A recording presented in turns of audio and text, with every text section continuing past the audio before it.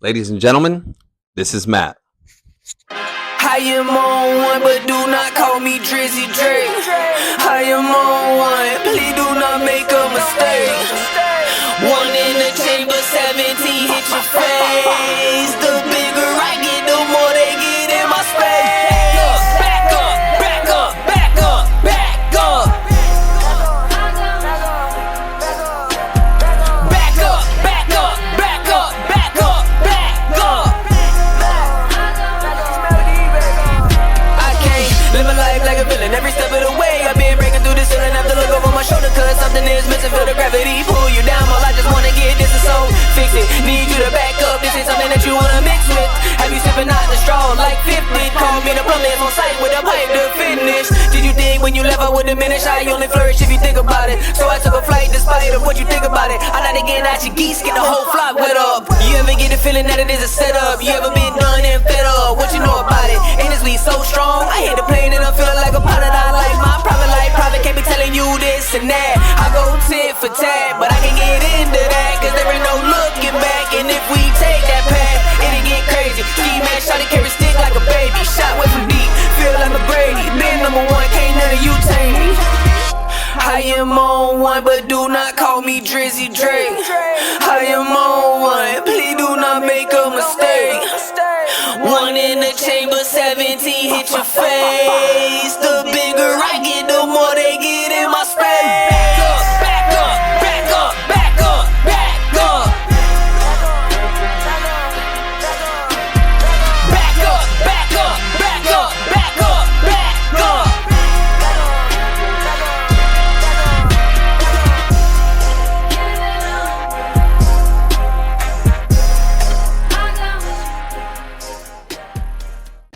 That shit's funny, dude. Yes, I do remember that. Yeah, Juicy J looked at he reposted my story, the whole nine. Yeah, it was fire. Wiz Khalifa looked at it. That was the pinnacle though. When Wiz Khalifa looked at my story, I was crying. I bet you did. Dude, Wiz Khalifa's like one of my I think he favorite never put out rappers. music again. I don't care if he never does. I'm just curious. Like, I don't think so. No? No, he might though. I've been seeing him in the studio and shit like that, but I don't. I think know. he'll always be in the studio, but like I don't think it satisfies him anymore. No, probably not. You know, you think he'll ever stop smoking weed? No, fuck no. No. Hell no, he's not. You remember when Snoop did, and his family told him to start smoking again? Yeah, because he was an asshole. Yeah. Yeah. And I get it, man. Yeah, you get irritable for sure. You ready? Yeah. All right, 3, 2, 1. Hey, y'all, it's your boy Diggity Dean Dane Sampson, or whatever you feel like calling me today. If you really know me, you know I'm just trying to chill more in Dana's world. This is the Interview Podcast 513, and I'm very excited to have one of Florida's own, Matt with an E, baby. I gotta ask for that on your name. So, is that how you normally spell it, with an E, or did you add that for the artistry? I added that for the artistry. Cool. How long did you go? Do you still say Matt with an E? Yeah, of course. Oh, On every so it's like song. your tagline. Oh yeah. Okay. Absolutely. Yeah, because it Absolutely. stuck out. Because white guys named Matt in suburban areas are pretty common, I feel. 100%. Yeah, Absolutely. 100%. And like with tricking the algorithm, you have to have something stupid like that. Gotta Not have a stupid. It's not. I'm not saying Right, no, stupid, no, but you get what I'm catchphrase. saying. Yeah, you gotta yeah. have a catchphrase. Man, but welcome, man. You know, I'm glad we finally caught up. You know, I want to say one thing for sure. You know, we've had some friend circles and this and that. And regardless of those situations, you've always been solid with me. You know, you answer my calls, which I appreciate because I know you're super busy. And we've had, you know, not all the time, but, you know, at least once a month, I'd say we have a pretty lengthy conversation. Yep. And I appreciate that. I just wanted to say that. Well, I appreciate the calls, man, because Yeah. you know I do get a lot of calls all the time. Yeah. And I am a pretty busy person with kids. Somebody's and, popular. No, just kidding. Yeah. It's. I don't answer most of them, to be Yeah, honest with you. well, I'm appreciative. A lot of my calls, my phone stays on D&D, do not disturb. Yeah. So I don't even get most of it. Same with me. I mean, I just didn't pay my cell phone bill today because, like, you know, purposely, not because I'm broke. I like to take breaks. You know, as you get older, especially with kids, and you have young ones. Youngish. Well, you know what I'm saying. Like, Yeah. you know, being present in the moment is valuable to me. Yes. Now, you know, I'm old enough, and so are you. I remember when you used to leave the house with your parents, you just left the house. Yeah. You know what I mean? And it's kind of a dopamine drip when you come home, you have a bunch of messages. Not gonna lie. When you go back into Wi-Fi and then your phone blows up, it's like, somebody loves me. Yeah. That validation seeking for sure. Yeah, man. So, I a little bit of our history. We met through Rockstar, and I think, at a show. I think was the first time we met. Was it? So yeah. Yeah, at a show. And I've liked it. Actually, I think it was at my open mic. The one in Reddington. Remember when? Okay. Chelsea? Yes. She did. Yes. What's her song? The sad song? Get Away. Get Away. Yes. She debuted that. Yes. At what's that? What was that? It was Friendly Tavern. Yes, the one that got Destroyed. by the. They've rebuilt hurricane. it. Yes, I did see that. I don't know if I like the owner. I mean, he owns a bunch of bars, Yeah, but I don't really know I don't him. know. But it looks cool now. I haven't been back since you left. They are, so. yeah. A lot of people haven't, bro. Like, it is. I will tell you. You're from Florida. I had never experienced like natural disaster like that. Okay. Like I had never, because you got to think, from being from the Midwest, you hear people talk about hurricanes. You're like, why are they being bitches? Like, it's just a storm. And then overnight, dude, that area on Gulf Boulevard went from the most beautiful place I had ever been to third world country overnight. Yes. It was insane. Like, it's jarring. Yeah. Now, those rich people, they're fine. Well, they have insurance, so. Well, they're not. They only cover up to so much because of hurricanes and the floods, which I think is why wouldn't they just not insure them then? Because I think a lot of them are not. Yeah, they got to pay the money. You know what pay I mean? high amounts. Yeah, it's about the money for sure. Oh my God. Hair in your mouth? Damn, for my beer. That's driving me nuts. All right, I got it. So man, tell me a little bit. I want to dive right into this. You are writing a book. I am. Which I think is pretty cool, man. I am. You've got a pretty storied background. You were in the military for 8.5 years. But this ties all the way back. You're recently sober. You've never drank alcohol. Nope. But anything in excess is an addiction, right? Yes. So, you were smoking dabs, showing hella joints, hella blunts all the time, which you were still pretty high functioning, I'll give you that. I appreciate it. Yeah. How do you feel? I feel great, to be honest. I feel a lot clearer. I don't wake up foggy. Yeah. You know what I mean? I don't wake up feeling like I'm needing the rush of smoking anymore. Because I used to get up at 6 in the morning every day, and by 6:30, 7 o'clock, I was smoking weed. Yeah. Before I took my kids to school, right after I dropped my kids off, I'd come home and smoke because I am a full-time entrepreneur. Yeah. I don't work a 9 to 5. I don't clock in anywhere. I take my kids to school, pick them up, and I make music. And I go to school too, but yeah, we're gonna get into that as well. yeah, that's what I do. So I would just fill the gaps with smoking weed. Yeah. And it was to the point where I was smoking 4 or 5 blunts a day. We were going. And you're probably rolling big blunts. I know you, man. They were normal size, probably like a gram a blunt or something like that. But I was going through. I just gave you a chance to flex. And you was Nah, like, I don't want to flex about that. I'm keeping it real. No. I'm just kidding. I'm just kidding. But it was too extensive. It was like I was blowing money, to be honest with you. I was going through almost an ounce, if not more, a week. So I was literally buying another ounce every week. So it was not only. It's a car payment. Wait, yeah, no, it was. It was like, well, I was getting it for cheaper because I knew the person, but I was spending $300-400 a month on just weed alone, not including the blunt wraps that I have to buy, not including lighters when they run out. You know what I mean? There was just, and then food because you're always hungry. Yeah. You know what I'm saying? So like there was so much money I was wasting just on the outside of weed that now that I have stopped, I've seen the influx of money coming back to me. Like I still have leftover stuff. You know what I'm saying? I was to the point where I was getting negative every month. Oh yeah. And not caring because I knew I was getting another check, so it didn't matter to me. You know what I mean? Yeah, dude. What I was using, my drug of choice was cocaine, and it later got more than that. But my dealers got to the point where like they knew my paydays, so they would just extend me crazy amounts of credit, knowing they were going to get paid and knowing I was going to pay it because I wanted more drugs. You know what I mean? Been there. And it is it is liberating to have money even in your pocket at the end. For me, it was at the end of the day.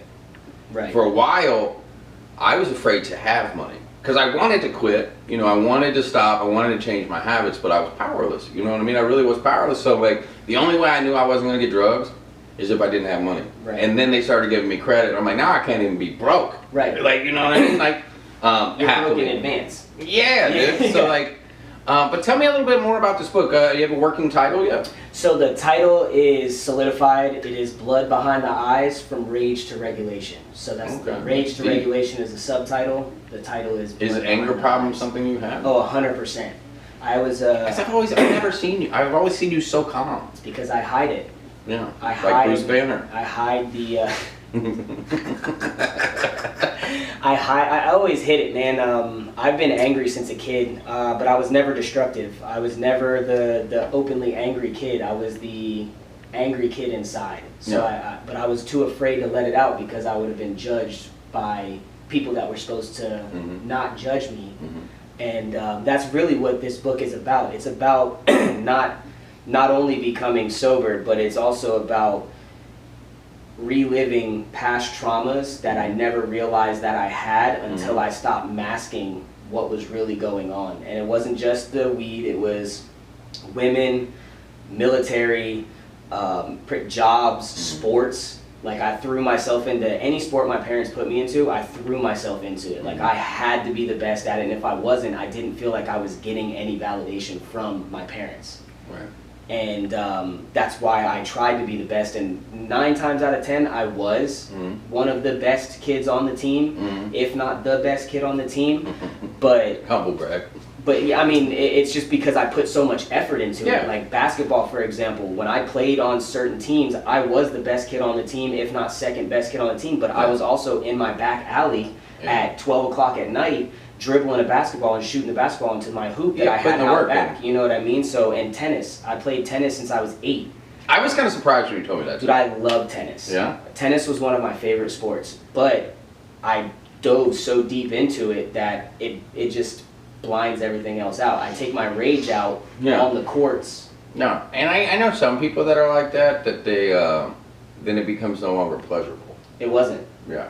It was after a while. It wasn't, and I stopped wanting to play sports. In high school, I stopped caring about sports. All I wanted to do was smoke weed and get women. Yeah. It's really all it was. Yeah. Yeah, and you were, like, you were talking about that, like you were, you said you lost virginity at 12? Yeah. Unfortunately. Yeah, unfortunately. I was 11. Eh, It's not cool. no, it's No, you not. don't even know what you're doing. I didn't. We didn't, to be honest with you. We were both the same age. We were, roughly 12, 13. It's kind of a blur, but we were in that 7th to 8th grade, Yeah. swing. I didn't even know how to stroke. I just put it in and laid there. Like, I thought that's what it was. And to be honest with you, it was bad because we didn't use protection because we didn't really know what it was. Yeah. And at that time, you are able to have a kid. Yeah. So, and if, accidentally something would have happened, I'd have had a kid at 13 years Hold old. on, and I know that would have been traumatizing for you. Traumatizing. But could you imagine being a pregnant 12-year-old girl? Right. That would have been traumatizing for her. 100% Oh my would have God, ruined her dude. life. Like they, you know what I mean? like they're not even like they're just getting used to periods. Right. Exactly. You know? Exactly. And it was a mistake. The whole scenario was a mistake. I should have never been able to go sleep at her house. You know what I mean? I went to I think I went to like one of her games where she was cheering for the T-Birds, and it was a late night. My parents were just like, "Oh yeah, go ahead, he can stay the night." And her parents were like, "Oh yeah, we trust him," and we obliterated that trust. You know what I mean? So it was finger banging was cool. That was, but I did all that earlier. You know That's what I'm saying. Yeah, Earlier than that? Yeah, man. That's like crazy. it was. I learned about that when I was like 10, 11. It was actually my brother, Austin, learned about it as well at the same time frame around some older girls. You know what I mean? We were around. My sister was a little bit older than me, and she brought her friends around, and we learned from the friends of my sister. You know what I mean? So. And not only that, music glorified it at that time. Hip hop Music still glorified glorifies it, but at that time, yeah. you know what I mean. This day and age, you have so much different lanes of hip hop that it's so many subgenres. Right. Back then, you didn't really have too many subgenres. You had, you know, the Ludacris, you had the T.I. That they were all talking about those activities. You know what I'm saying? They were, you know, the use a ho, you know what I mean? Like, yeah, they really did. Yeah, and they made sexual conduct look fun enough for impressionable kids to do. I mean, that's not. It is fun once you know what you're doing. Not at 12. Not at 12. You know But what I mean? once But you that's get what I there, mean. Once you get old enough to understand what you're actually doing and what it actually it's great. means. When I was doing it, I was chasing validation. I was chasing a young boy being unseen. And that's a lot of what my book is about. A young boy being unseen and unheard and being told that, not that I wasn't good enough, but I was always asking myself, am I enough?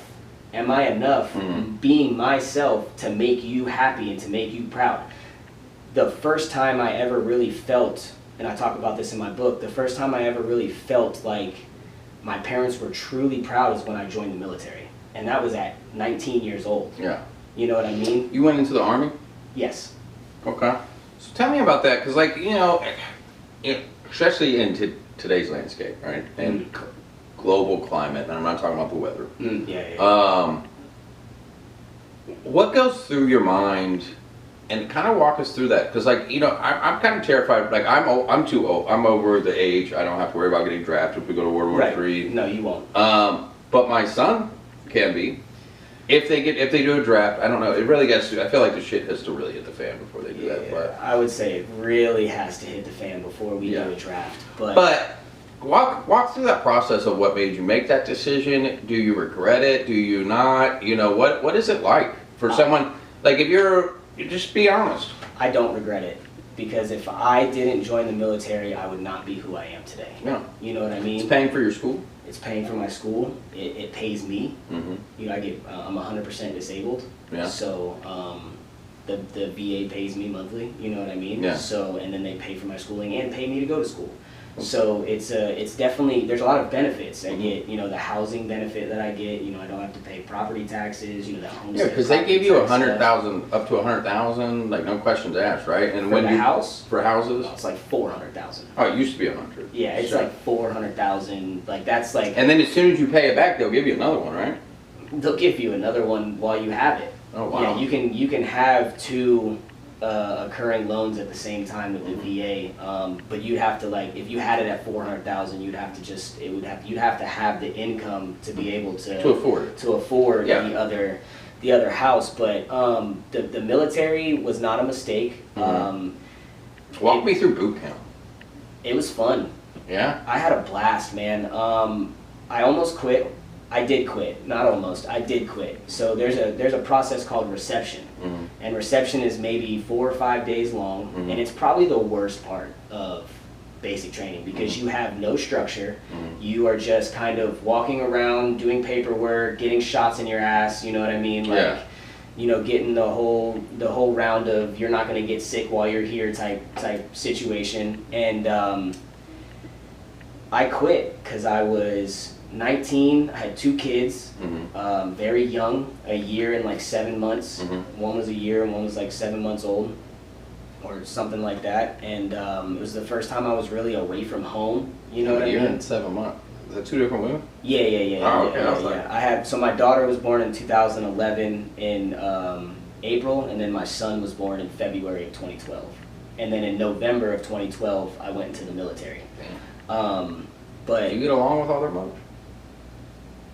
I don't want you to talk about it. I'm just saying, that's a lot to handle. For the children, yes. But you guys aren't you're not being buddy all the time. So I am cool with my daughter's mother.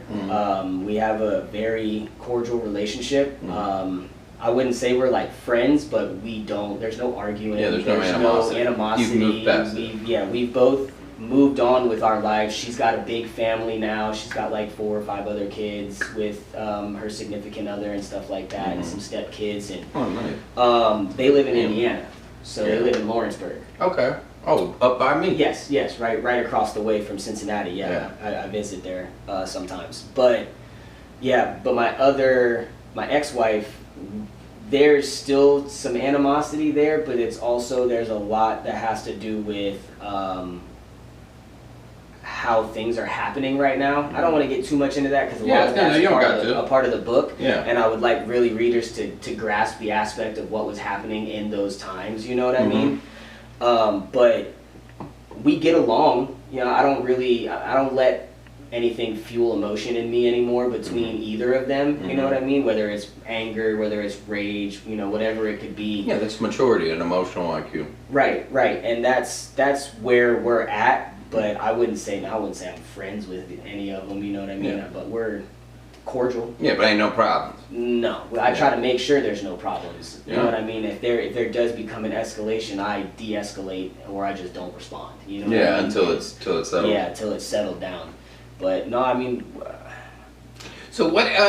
Back to the military. Yeah. What it ended up, because you get assigned a job or a specialty, or what was your role? So I was when I first joined, I was a 13 Delta, which is a field artillery tactical data systems operator. Okay. Yeah, That's wild name for a computer operator, dog. Yeah.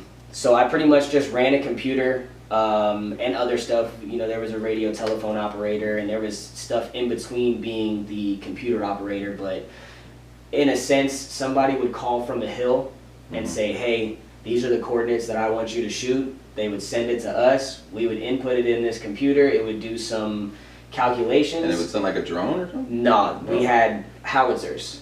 So the big... Yeah, the big cannons. Yeah, the big cannons. I worked with both the small howitzers and the 777s, which is the big howitzers, but they were both towed. I never worked with the paladins, which is like the tanks that drive and shoot the big 777, but it was wild though.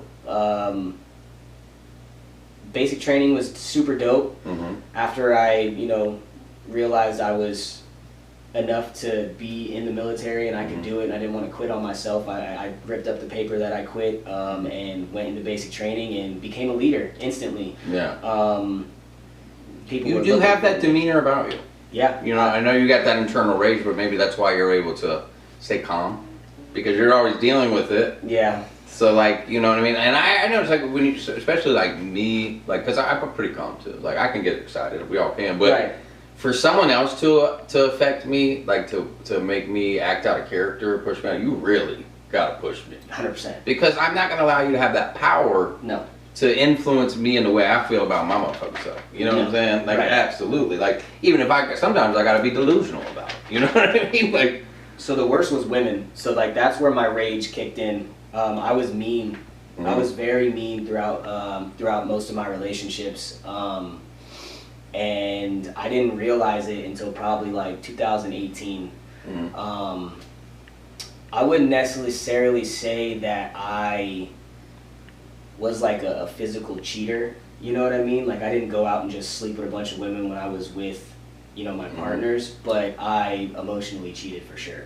You know what I mean? Like I would feel detached or feel like something was disappearing and then I would go back. But like, for example, one of my first girlfriends that I felt like I loved, this was in high school, she didn't want me to buy her jewelry, which is completely understandable. But not to me. I threw a computer at her. A Comcast computer. That's over. The big one. yeah, that's ridiculous. In my room, and then had to drive her home while she cried. Yeah. And then didn't speak to her again after that. You just broke up with her? No, she broke up with me. No, well, I would have too. Yeah, exactly. That's what I'm trying. That's what I'm saying. But that's where most of my rage came from. But it wasn't because of the ring. It was because I felt like I wasn't enough. Because something I was trying to do for her wasn't enough for her. So it flared something in my head that took me over the edge. But basic training was cool. I got out of basic training. You go to AIT, which is your training, where you train for your actual job. I went to a training unit, my first unit at Fort Sill, Oklahoma. That was super dope. Did a bunch of fun stuff. Partied a lot in OKC. Still somehow found myself smoking weed all the time. Getting around piss tests and such. Then I went to Fort Campbell, Kentucky, by the way. Yeah, I'm familiar. Yeah, so I I ranked up fast. It didn't take me long. I made E6 in 5.5 years. What's an E6? E6 is a staff sergeant. So you have E1. So enlisted people, you have E1 all the way up to E8. E9. So you got pretty far up there. E9, yeah. E9 is the highest. That's like sergeant majors. That's like the big dogs. Yeah. E8s are like the first sergeant, master sergeant. E7 is like a senior supervisor type. What stuff. made you? I know you mentioned you were disabled now. Is that the reason why you didn't do like a full 20, or you just decided I've done my time? So I got medically discharged, but I got screwed over at my last unit to the point where I was like, I don't want to be here anymore. Like, this isn't what I want. It was too political. Like, so for example, they give you this card called a government travel card, right? And when you move, you use said government travel card. If you are 30 days late to pay this full, they don't want you to make payments. They want you to pay off $3-4 grand at one time. And if you're a day late of 30 days, so if you're 31 days past due, it goes up. No, they give you an Article 15. What's And that? Article 15 is reprimand. You get in trouble. They take money from you. You do 45 days extra duty. That's wild. All kind. Yeah, they restrict. They can restrict you to post. You would feel like they would just take those dues out of your pay. So that's when. So like, if you let it go longer, they will start to just garnish your wages. But some units, so I was trying to leave my unit. I was trying to go be a recruiter because that's what my next. What my next thing was. That was what was going to get me to become an E7.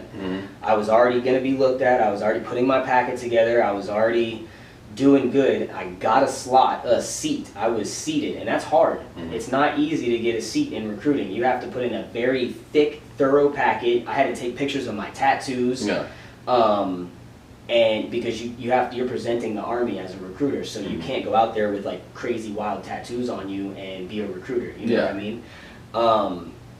They want that clean cut. Yeah, they want you. Even though they should probably have a mix so they can relate to different demographics, but they're looking for a specific thing. Right. They're posturing for professionalism.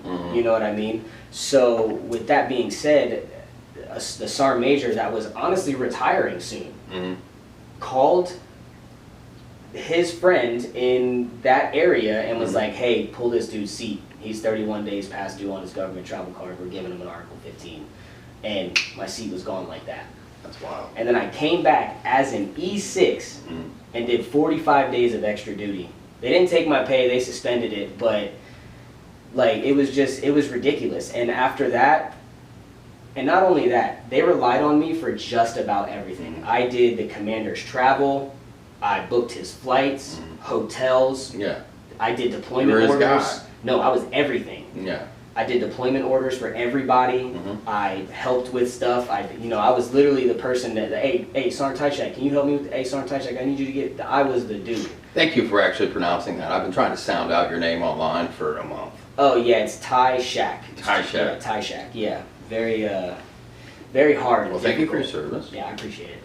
Before we do that, we're going to talk about some fun stuff. We're going to take a quick break, get a word from our sponsors so we can pay the bills, and we're going to come back and talk about the next steps of his life.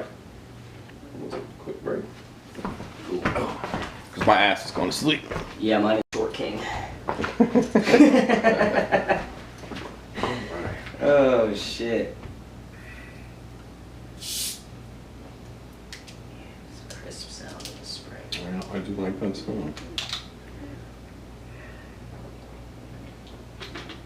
I made a Sprite commercial in school. An audio commercial. It was hilarious.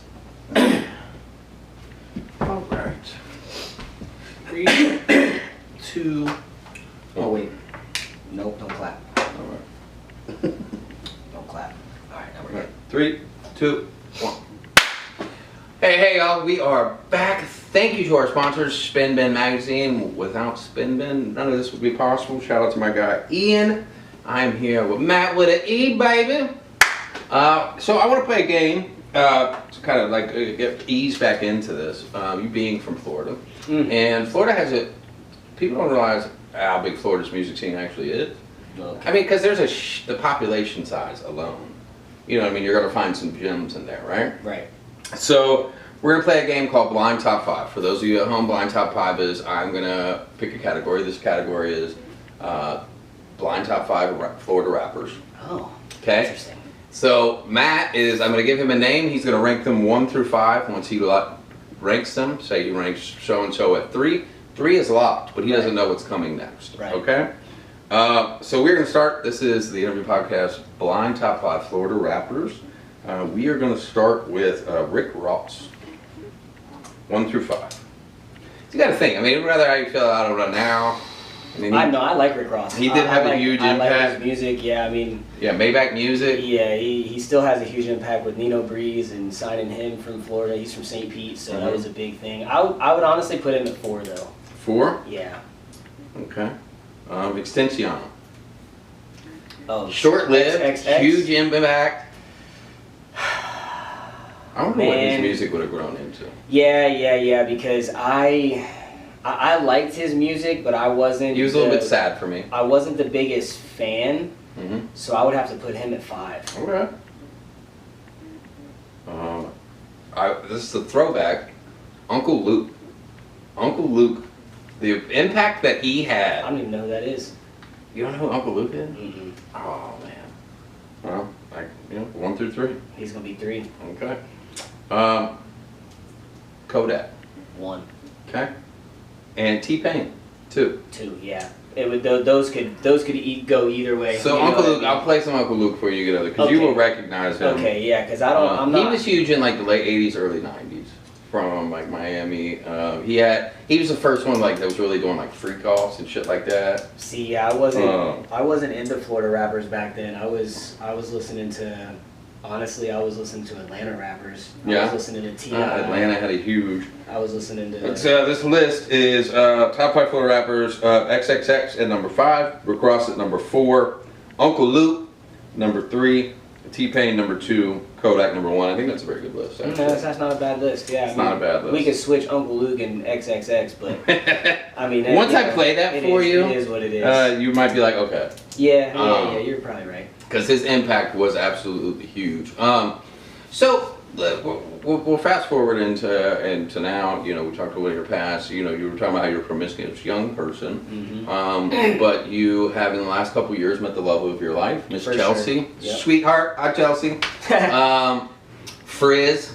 Yep. First of all, I think that's the. I want to know the story behind Frizz. She's got frizzy hair. That's it. Yeah, that's really Something it. as simple as that. Yep, to be honest with you, she was like, man, I really want an artist name. She's like, I don't know if I want to use myself because she's like, I know like other people have used their real name, and then we just kind of like bounce back ideas, and she's always complaining about this frizzy hair that she has. And you're like, she's so Frizz. why don't we just say frizz and then throw an exclamation point in there instead of an I? And she was like, man, I really like it, and then she ran with it, and now it sticks. Mm-hmm.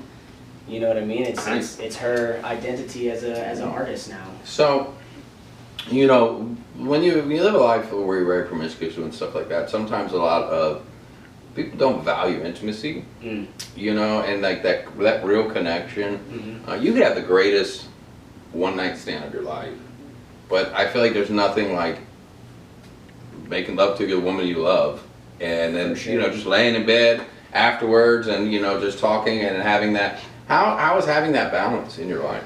It's been steady.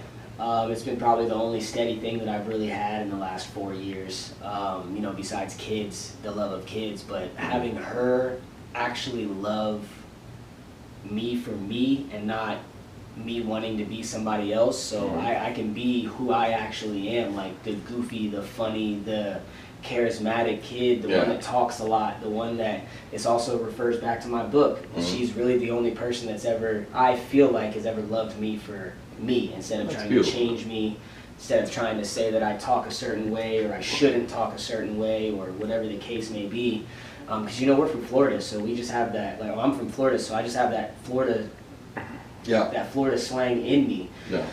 And yeah, it's been the best 4 years. Obviously, everybody has differences. You know what I mean? But the biggest outcome of our differences is we don't walk away angry. We don't walk away without telling somebody that you know, we love them, Yeah. or we don't walk away with the fact that we didn't resolve the issue that was at the place where we were, you know what I mean? So Yeah. it's like, it's very mature, real love, you know what I mean? Like, it's Yeah. the first time I really felt like I'm not just in love, like, she is who I'm going to spend the rest of my Yeah. life with, you know what I mean? And that's got to be so fulfilling. It is. Yeah. And it's also, I used to worry about girls leaving. Mhm. You know what I'm saying? Like, it was always in the back of my mind, when is she gonna go? Like, Yeah. what am I gonna do that's gonna cause her Gonna to fuck go? this up. You know what I mean? Yeah. Yeah. And I don't. There's not even a hypothetical standpoint where I'm like, I feel like she's gonna leave. Yeah. You want to see other people? Look out that goddamn window. And I'm it's just kidding. yeah. I mean, but it's not even that, because No. she doesn't crave the attention some people Mhm. crave from other people. Yeah. She craves it from me. Yeah. She wants my attention, Yeah. and it's the same with her. I want her attention, Yeah. not another woman. And I can attest to that because I've seen you guys out, like, you know, we run into the events, you know, semi-frequently. And in that setting, she's comfortable letting you be you. Yep. And being the character that you need to be in that setting. And just being the support system that you need. And she is also a fellow musician, you know, Getaway, is that the song? Yeah, that's one. Getaway, of and her you know, songs, I had the opportunity, she debuted that at one of my open mics. I love that track. Right. Actually, I got that on the radio for her, remember that? Yes. Yeah, you know, shout out to Chris on that. That station was it was a very urban black station, like James was saying. I was like, just give it a chance. Just try. Just give it a chance. You might find some feelings in there. Right. But how, kind of balance that, because I'm sure it's got to be fun. Like, I'm sure you guys have some late night writing sessions, or like, you're able to, like, because she can sing, like, hey, Chels, I want to hear you do this. And Right. being able to have that, like, tool and partner in by your side, I mean, that's got to be tough. It is. It has its downfalls as well, because sometimes you feel like you're competing Yeah. against each other sometimes, and you got to kind of like bring each other back to a balance, because with Chelsea, she's like kind of like new into her career of music. Yeah. You know what I mean? So she looks at me and sees all these shows I'm booking. She sees that I got all this music coming out. I'm writing 5 songs a day. Yeah. And she, you know, at one point she felt like it was a competition to kind of match Can't look at it like that. what I have, but she didn't understand. Yeah, no, I You know what I understand. mean? And you know, you have to be confident enough in yourself to take a step back and say, nah, baby, like, this isn't a competition. I'm here to support you. Let's figure out how you can book your shows. Let's get you booking your own stuff and going out and doing your type of music shows. Because obviously she goes with me to all these rap shows. Yeah. She's not a rapper. No. You know what I mean? Now, we'll pause on that right quick, because we do have a song. I'll let you hear it later. Yeah. We do have a song. she gonna where rap? She's rapping, but I wrote it. You know what Yeah. I mean? Like, I wrote the bars, and I was like, I feel like a female Would should be better sing this, if it was- because if I sing it, it wouldn't sound right. You know Yeah. what I mean? But yeah, it was hilarious. But but yeah, no. It does feel good that her and I can just sit there and, you know, she comes to me for advice on music, like, hey, Yeah. do you think this sounds good? Hey, can you help me start whatever. Like, you know, I'm able to show her the Pro Tools and get her recording herself and stuff like that. So it's a fun environment, because the whole house is musical. My son does music, like my Nice. kids love music, so Nice. it's like, I feel like that makes for a more happy home. yeah, it does. Yeah. You guys have dance parties? No, not really. We're a movie family, so Yeah. like if we're not making music, we're watching movies, or you know, we're outside running around Yeah. with the kids, or you know, we're busy. We're at baseball games and events. We went to the Florida State Fair last weekend or 2 weekends ago. We're going to the Strawberry Festival soon, so it's like we try to extend our family from just being at home, and we try to get out and do stuff so Yeah. the kids can experience. Yeah, it's dope, man. I love that for you. You know, Matt and I, we're going to go ahead and take this opportunity. I made Matt an offer today. We have the city of Oldsmar approved me to do a Memorial Weekend event. We're calling that the Bayside Bash, sponsored by Dynamic Health and Wellness. And we're talking to some others, and you know, maybe I offered this, and he's going to be one of my performers. Thank you for that. For sure. I love his music.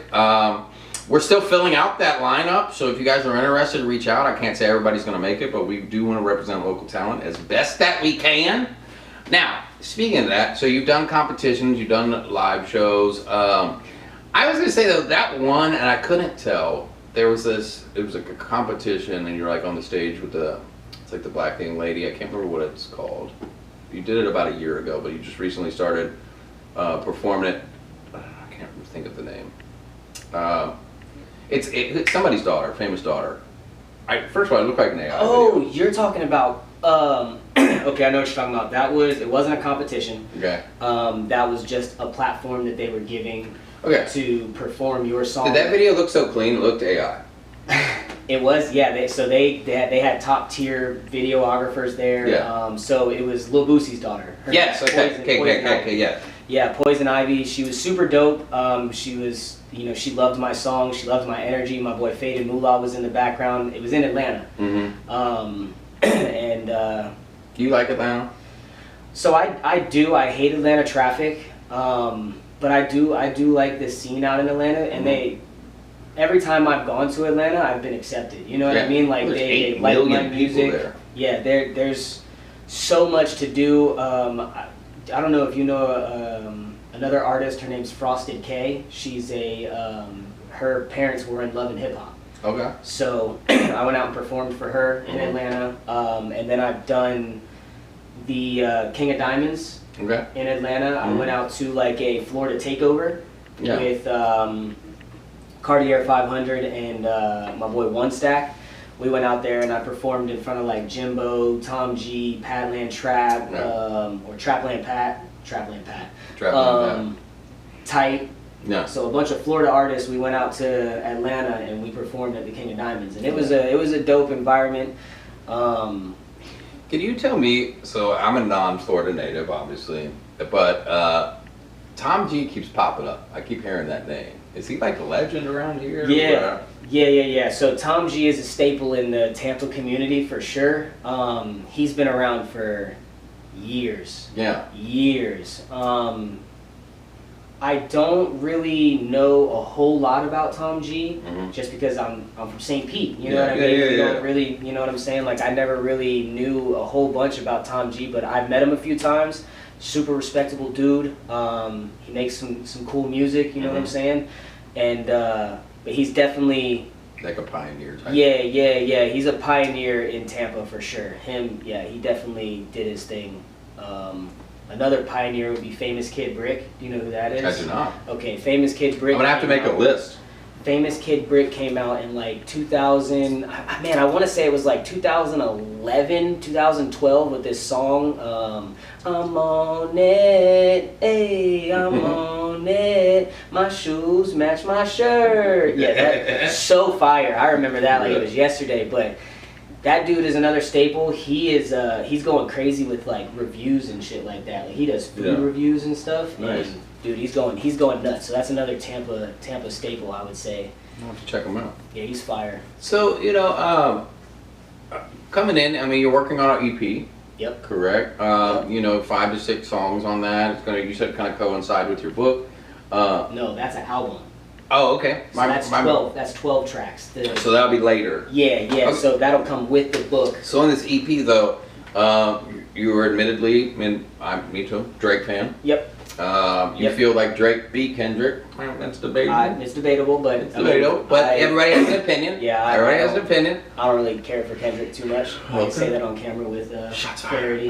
No, I'm just kidding. That'd be cool if he dissed you and you just make your career. I mean, hey, I'd take it. I would take it. He dissed Drake and made his. So yeah. You know what I mean? That's about he had 20 Grammys for that, and a Pulitzer Prize. Every time he speaks, he gets a Grammy. So let's be real. That's fair. He is a media darling. He is a media darling. Okay. But this album is inspired by Drake. This EP. Yeah. So it's called Took Care instead of Take Care. I took his Take Care album cover, AI flipped it and put me in it, and looks pretty cool. Looks very realistic. And it's very 09-esque Drake. So it's like the style of Drake everybody kind of been saying, oh, I want to hear this Drake again. And my favorite song from that album is Take a Shot from Me. Take a shot from me. Yeah. No, I fucking love that song. Great album. For Yeah, sure. it Yeah, 100%. great album, and that's why I'm I kind think of it's doing still the most successful mixtape ever. probably. I wouldn't Yeah, doubt it. yeah, Either that or Wayne. yeah. Same team. Yeah. Same team. Yep.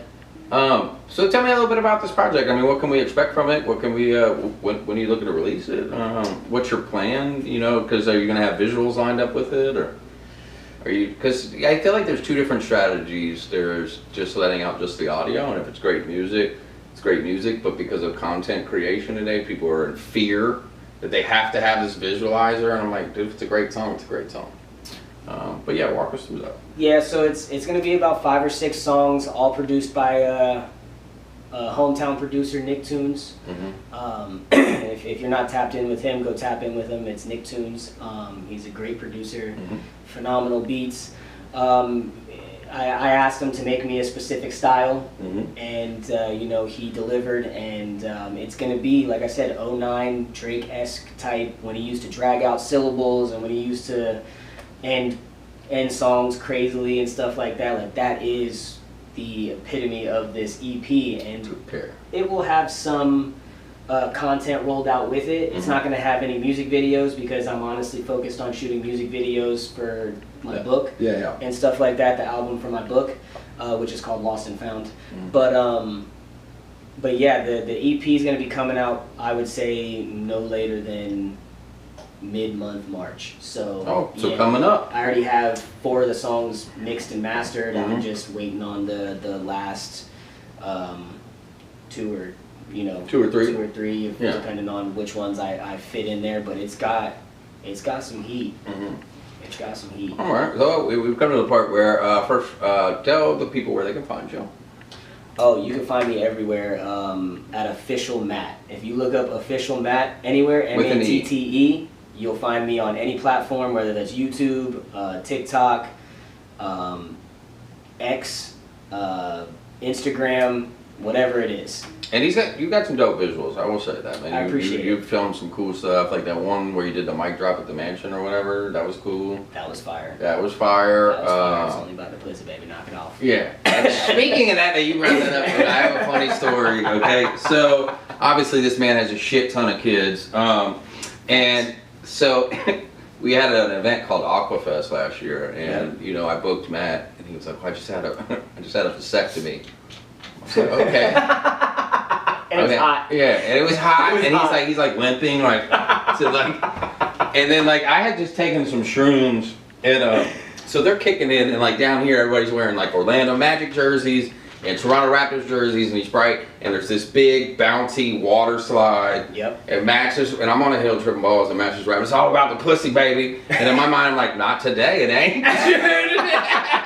Ain't no pussy going near them balls. Yeah, nothing. Yeah, no. I think I was a few days in too. I think it was day 3. Yeah.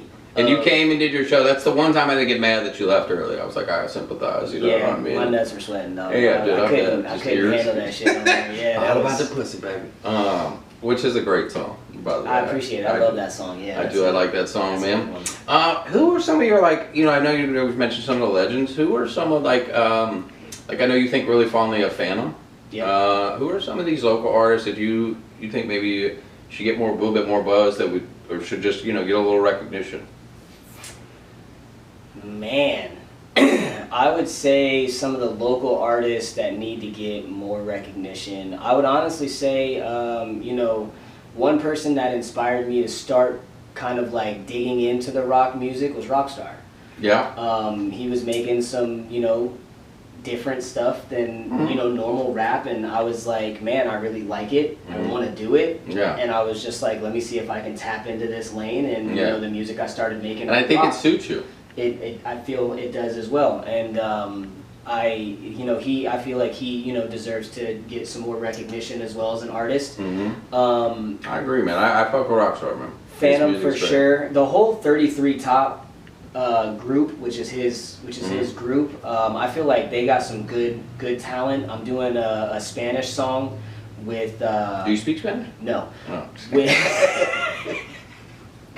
But I can learn to the point where I can put it on a song. You can practice it. You know what I mean? So I already have the song recorded and I'm getting ready to send it to one of his artists, which is a Spanish artist, but he's gonna rap in complete Spanish. He's not gonna do any English. I'm bouncing back and forth. Okay. And then I got some songs. Kind of like your ad libs, basically. No, no, I'm rapping words. Like I'll go Spanish. Okay. I like the challenge. I like the challenge. Spanish. Yeah. Phantom for sure. He's probably the I would say the most, I would see him getting the most recognition in the next. Who is that? Phantom. Phantom, yeah. In the next coming year or so. He's a goofy guy, man. Like, and I mean that in the best way. Like, right. he's just fun to be around. Fun, yeah, and he brings a lot of energy. He's very supportive. He's very he's very detailed when it comes to what he wants in his music, and he's grinding. He's doing. And he's a peaceful guy. Because I ran into him at the Got What It Takes showcase, and I was like, man, what do you think of that beef, that diss track? And he was like, I don't like it. They're friends. They don't even dislike each other. That's very wholesome of you. Yeah. That was against my boy Authentic. I'm not gonna lie, you crushed that. Yeah, we did some fun beef. It's funny because when we first started doing it, we were just kind of talking about it, and then it was him that initiated it, really, because which I think was a mistake. It was funny. Yeah. And I made a song before he even dropped his, and he asked me if to drop his first, and I was like, yeah, man, go ahead. And then I heard his, and I was like, well, if I make a diss track, my first diss track would have been like something not replying to it, so I had to put some stuff in there that replied to it. So I added a beat switch, and then went off of what he was saying in his first track, which made it even better. I made it in there. Yeah, he made it a situation. Yeah, a situation with him made it in there, and I was pulling. I don't beef with anybody. You know what I mean? Like I try. I'm a peaceful person. I'm not trying to I'm not trying to beef with nobody because I personally just don't care. Yeah. You know what I mean? Like you could hate me all you want. I don't give a shit. You can hate me now. Yeah. But I won't stop now. My first song actually when I was 17 years old that I recorded in a real studio. Shout out JT. He took me to my first real studio. It was To the Haters I Laugh. To the Haters I Laugh. At 17 years old, I was laughing at haters already. So I honestly didn't give a shit. Honestly, dude, I used to have this shirt, and it was my favorite, and it just said, "I got haters everywhere." Because honestly, if you ain't got a few haters, you ain't doing it right. You know what I'm saying? Yep.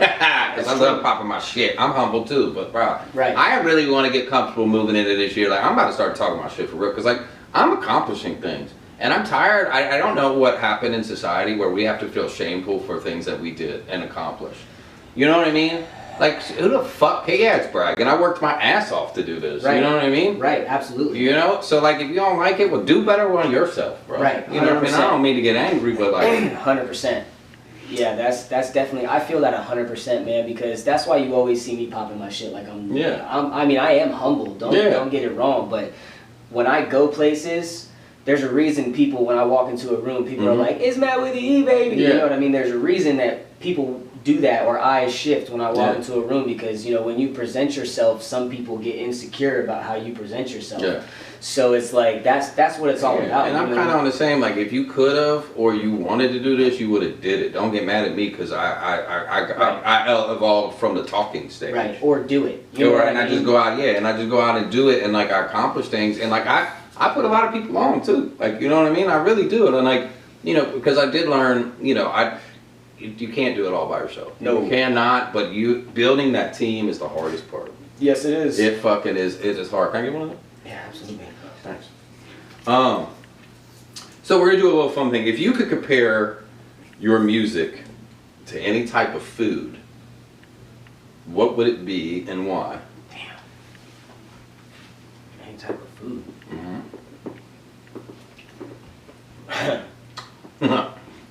I finally stumped him. He's been so ready.